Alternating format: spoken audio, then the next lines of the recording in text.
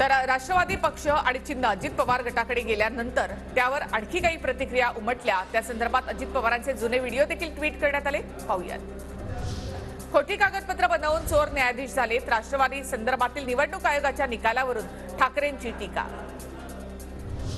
निवडणूक आयोगाचा अजबच न्याय, जनतेच्या न्यायालयात निर्णय लागेल। निवडणूक आयोगाच्या निर्णयावर अशोक चव्हाणांची प्रतिक्रिया। हा निर्णय अपेक्षित होता असाही टोला।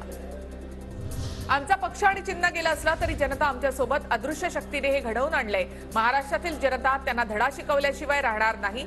अनिल देशमुखांची अजित पवार गट आणि भाजपवर टीका। मोदी शहांचा महाराष्ट्रावर सूड उगवण्यासाठी राजकारण सुरू। निवडणूक आयोग सुपारीबाज संस्था, आयोगाच्या गळ्यात मोदी शहांचा पट्टा, संजय राऊतांचा घणाघात।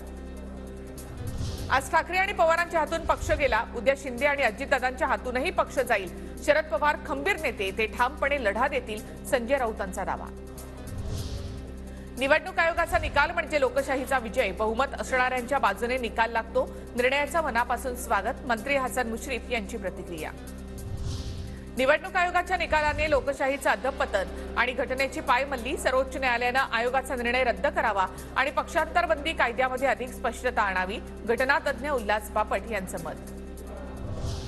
भुजांमध्ये कितीही बळ आहे असं म्हटलं तरी नीतिमत्तेचे तट फोडून सत्तेसाठी घातलेला हा वळसा महाराष्ट्राला पटेल का?